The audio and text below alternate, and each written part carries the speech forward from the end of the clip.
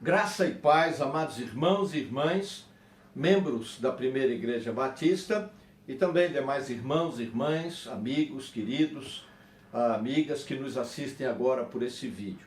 Eu sou o pastor Fernando Fernandes, aqui da Primeira Igreja Batista em São Paulo, em Penápolis, da Primeira Igreja Batista em Penápolis, no interior de São Paulo, e tenho grande alegria de chegar até você. Quero ler a Bíblia. Lucas capítulo 23. Lucas capítulo 23. O texto é extenso porque ele vai desde o verso 26 até o 43. Então nós não temos aqui tempo para a leitura de todo o texto, mas eu vou ler então aqui dois versos.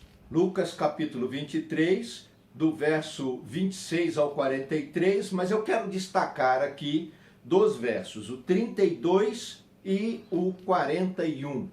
O 32 diz assim: dois outros homens, ambos criminosos, também foram levados com Jesus para serem executados.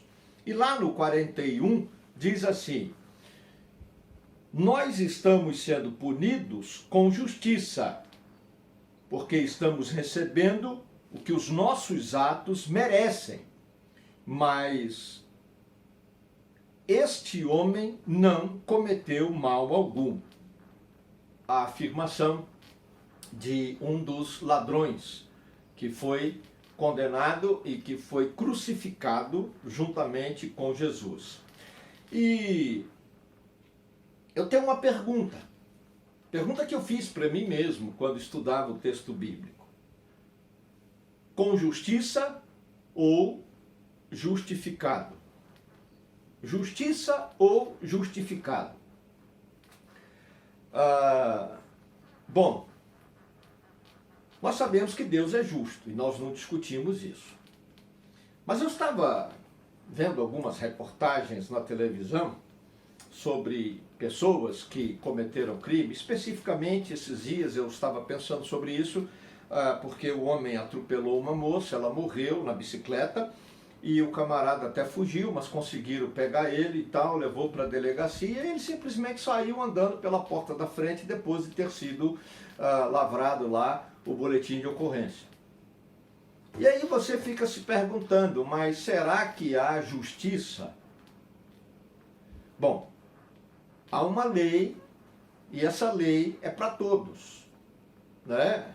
Houve até um debate aí com relação ao Supremo Tribunal Federal, porque um dos ministros soltou um dos grandes traficantes aí, e quando questionado mais incisivamente, a resposta que ele deu foi: bom, eu cumpri a lei, e não fui eu que mudei a lei, e nem criei a lei. Ou seja, o Congresso que cria leis é que deveria ter pensado se aquela lei não poderia beneficiar alguém de tamanha periculosidade. E aí você fica assim, mas será que é a justiça? Por outro lado, também o indivíduo comete um crime, ele cumpre a sua pena, ele é julgado, ele vai para a prisão, fica lá o tempo que ele tem que ficar, e aí ele sai. E aí esse indivíduo tem dificuldade para arrumar emprego, as pessoas, principalmente a família, se ele matou alguém, não aceita o fato dele estar trabalhando, dele estar tendo a vida dele normal, se ele casou, se ele tem filhos, porque é um criminoso, tinha que estar na cadeia, que não sei, ora, mas se ele foi julgado, condenado e cumpriu a pena, a justiça entende que ele está justificado. E se ele viver a vida dele com honestidade, integridade, dentro do ordenamento jurídico e não cometer nenhum outro crime, determinado tempo depois passado, esse crime que ele cometeu deixa de ser relevante na ficha dele. Essas questões, elas têm incomodado a nossa sociedade. Bom, e se nós colocarmos isso em confronto com a justiça de Deus? Eu disse que Deus é justo, mas aí você vai ver pessoas dizendo: é por isso que eu não acredito que alguma pessoa vai morrer e vai ser castigada e vai para o inferno, condenada, porque Deus é justo e Deus ama as pessoas. Espera aí. Justamente pelo fato de Deus ser justo, ele tem o poder de condenar pecadores à morte eterna no inferno. Isso não é injustiça de Deus. E esse texto, ele traz para a gente um esclarecimento sobre isso de maneira bem objetiva. Vejamos então o texto agora. Eu disse que é Lucas capítulo 23, a partir do verso 26. Eu quero destacar inicialmente os versos 26 a 31 e também, nesse mesmo contexto aqui, o verso 38. Bom, Jesus foi crucificado, a gente não discute isso. Mas ele teve um julgamento? Teve. Tanto no Sinédrio, e depois foi levado pelo Sinédrio à presença de Pilatos. Mas qual o crime que Jesus cometeu? Isso é interessante. Porque quando você lê o verso 26 em diante, você vai ver Jesus carregando uma cruz, como qualquer condenado, e no meio da rua, passando em praça pública, sendo humilhado, como qualquer condenado de um crime hediondo.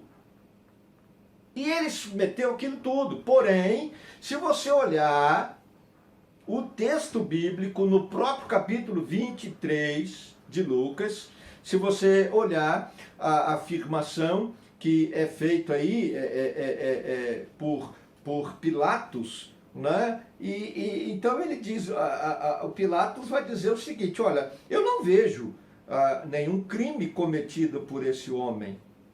Está aí, verso 4.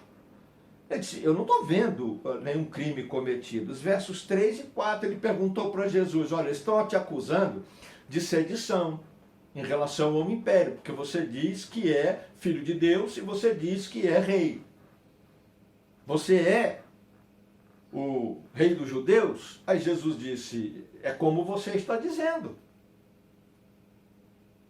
E aí ele olha no mesmo ato para os judeus ali, os líderes judeus, os sacerdotes, e olha para a multidão, e olha o que está escrito no verso 4. Não encontro motivo para acusar este homem. Mas os judeus gritaram, clamaram, fizeram aquele alvoroço, aquele protesto público, né? Crucificam, crucificam. E aí Jesus foi crucificado. Mas preste atenção. O centurião que conduziu a guarda que crucificou Jesus, a centurião era líder de pelo menos 100 soldados. Quando ele viu tudo o que estava acontecendo na hora que Jesus foi crucificado e morreu, o texto bíblico vai dizer no verso 47 de Lucas 23, que ele abaixou a cabeça, batia no peito e dizia, verdadeiramente este homem era justo. Está aí no verso 47. Ou seja, não havia crime cometido por Jesus. Não havia pecado da parte de Jesus. Não havia nada que fizesse Jesus merecer aquela condenação. Então, foi feito justiça? Foi, porque houve um julgamento e ele foi condenado. Houve testemunha contra. Houve um clamor do povo por justiça. Mas essa justiça não reflete a justiça de Deus. De outro lado, nós vemos a situação dos dois criminosos que foram levados para a crucificação junto com Jesus. É interessante que eles foram colocados ali, uma à direita e uma à esquerda, e eles estavam ali para serem executados, né? E é interessante que o texto vai dizer que um dos criminosos, verso 39, zombava de Jesus. Mas você não é o Cristo, o Messias de Deus? Salve-se a si mesmo e a nós. Ou seja, ele queria escapar da condenação se fosse feito justiça ou não fosse. É como hoje, esses corruptos que pagam propina e juízes que vendem sentença, uma vergonha, um descalabro. E ele diz, Jesus, se tu é mesmo Cristo, faz um milagre aí, cara, estala o dedo e tira a gente dessa roubada. Aí o texto vai dizer, no verso 40, que tinha outro criminoso, e esse outro criminoso repreendeu o seu colega, mal intencionado, e disse, você não teme a Deus, nem estando sobre a mesma condenação? Verso 40. E aí ele continua no verso 41 e diz: nós estamos sendo punidos com justiça, porque estamos recebendo o que os nossos atos merecem. Mas este homem não cometeu mal algum. Esse segundo elemento criminoso que estava recebendo a condenação e estava ali para ser executado, ele reconheceu que ele e o seu colega mereciam aquela pena, porque eles eram criminosos. Eles haviam cometido algo que contraria a legislação. Eles haviam pecado contra Deus, porque cometer crime é pecar contra Deus. Infringir, por ação ou por omissão, o Código Penal, o Código de Ética, o Código Moral, a ética bíblica, a moral bíblica, é pecado contra Deus. Isso é condenável. E ele diz, nós merecemos, ou seja, ele reconhece que a decisão de condená-lo à crucificação foi uma decisão com justiça. Tá certo, nós merecemos. Aí ele diz, mas Jesus não cometeu nenhum mal. É como se ele estivesse dizendo assim, olha, nós estamos sendo condenados com justiça, mas Jesus não. É uma injustiça o que estão fazendo com ele. E aí vem o grande milagre que estabelece relevância, validade ao nosso tema, a questão que fiz, com justiça ou justificado. Porque aquele homem, ele então olha para Jesus, verso 42, e ele diz, Senhor, Jesus, lembra-te de mim quando entrares no teu reino.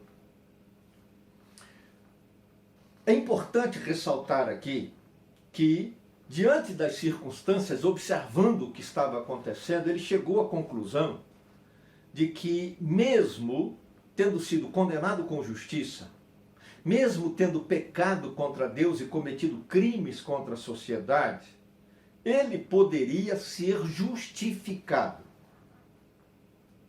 Poderia ser justificado. Nem tudo estava perdido. A condenação, a morte dele não era o fim de tudo. E outra coisa importante que ele percebe é que essa justificação talvez não esteja na legislação, nas barras do tribunal, na defesa de um advogado bom, um criminalista da primeira estirpe. Não. Ele reconhece que essa justificação só é possível em Jesus Cristo. E a Bíblia diz isso. Verdade. A Bíblia diz que essa justificação só é possível em Jesus. O livro de Atos, no capítulo 13, o verso 39, a gente lê isso. Lá em Romanos, capítulo 8, verso 33, está escrito da mesma forma, que a justificação é em Cristo Jesus. Segundo aos Coríntios, capítulo 5, verso 21, chega a dizer que aquele que não cometeu pecado, Jesus Cristo, Deus o fez pecado por nós, no nosso lugar, para que nós fôssemos feitos justiça de Deus, para que eu e você fôssemos justificados por Deus. Se não justificados pela justiça dos homens, se não justificados aos olhos da sociedade e de uma família rancorosa, porque nós cometemos um mal, um crime contra aquelas pessoas, mas justificados aos olhos de Deus, porque há arrependimento sincero de pecado, e há pedido de perdão de pecado cometido, e há fé genuína, sincera, em Jesus Cristo. Observe os versos 40 e 43.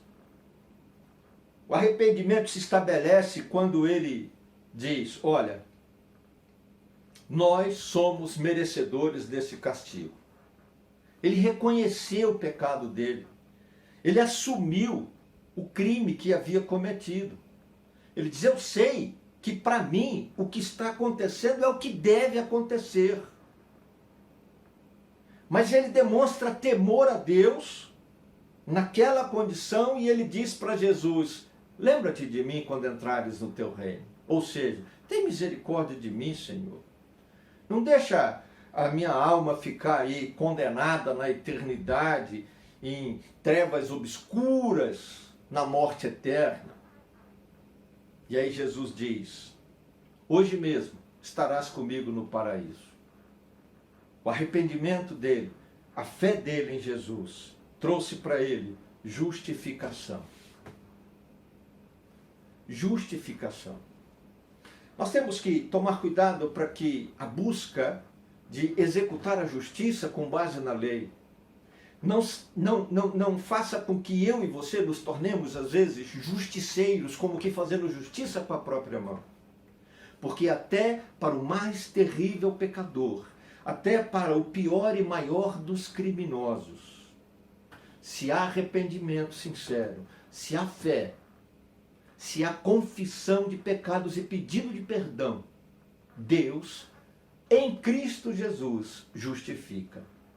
Por isso ele derramou o sangue dele na cruz, para a nossa, para a sua justificação. E é isso que ele quer promover na nossa vida. E o texto vai mostrar isso. O verso 43, eu creio, está justamente dizendo isso. Olha, homem, você foi justificado. Jesus diz para ele: hoje mesmo você vai encontrar comigo lá no paraíso. Estaremos juntos no paraíso. Ou seja, o seu pecado foi perdoado.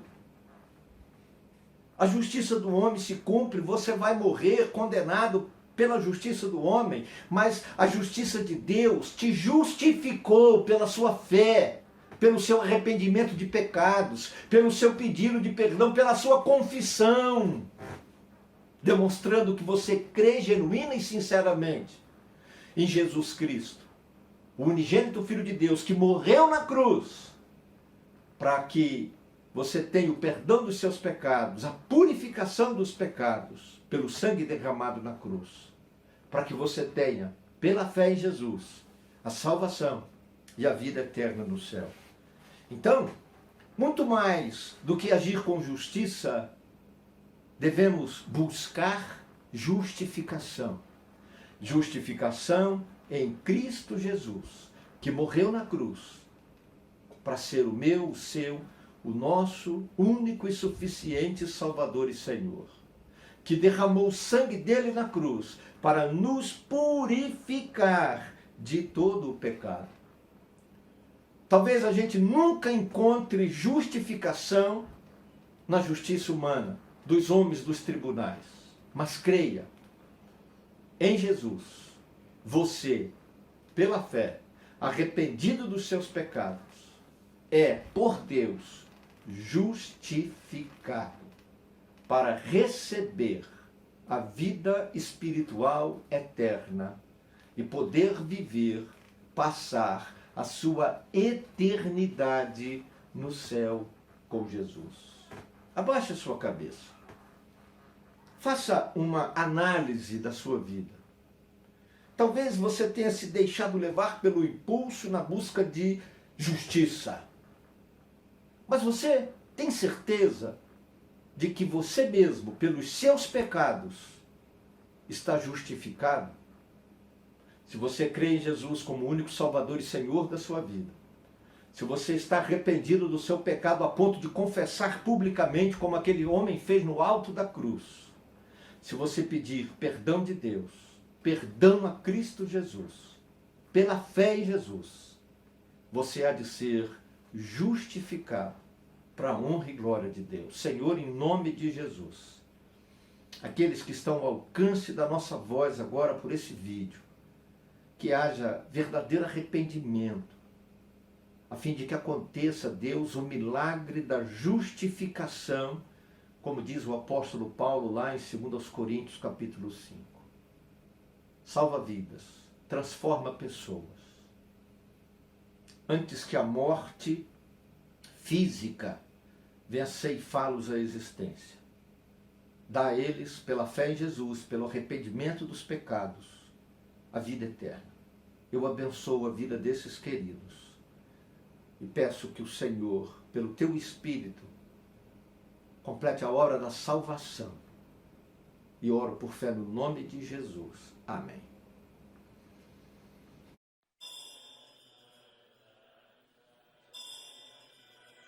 Não é sobre uma canção, mas é sobre alguém que deu a sua vida na cruz do Calvário para salvar o homem pecador. E um dia, no alto da cruz, ele encontrou o ladrão que o disse assim: Senhor, lembra-te de mim quando entrares no teu reino.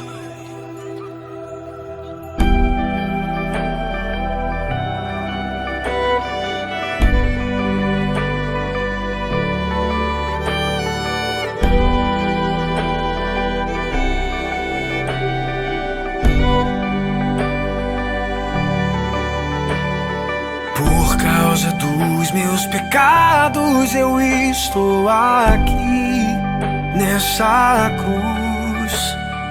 Cometi erros que já nem sei mais se há esperança pra mim. Eu olhei pra multidão, vi que todos me olhavam como um condenado, mas encontrei a doçura no olhar desse homem que está ao meu lado. Quem será ele?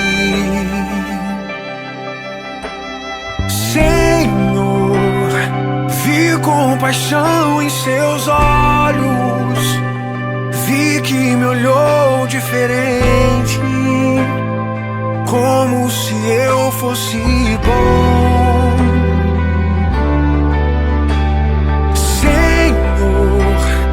Eu sempre fui um ladrão, mas ao vê-lo na cruz eu me senti amado. Não tenho explicação. Se quer ser amado, olhe pra cruz. Se quer o perdão, olhe pra cruz, pois na cruz do meio está o amor, o Filho de Deus, Jesus Salvador. Se quer nova vida, olhe pra cruz. Se quer esperança, olhe pra cruz. Se como ladrão você só errou, se olhar pra Cristo, encontrar a graça, paz e amor.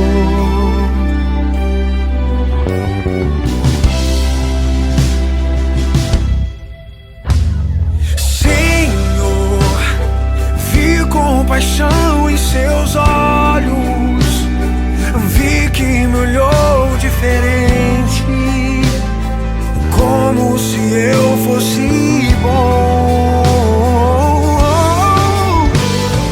Senhor, eu sempre fui um ladrão, mas ao vê-lo na cruz eu me senti amado. Não tenho explicação. Ser amado, olhe pra cruz. Se quer o perdão, olhe pra cruz, pois na cruz do meio está o amor, o Filho de Deus, Jesus Salvador. Se quer nova vida, olhe pra cruz. Se quer esperança, olhe pra cruz. Se como ladrão você só errou, se olhar pra Cristo, encontrar a graça, paz e amor. Se quer ser amado, se quer o perdão,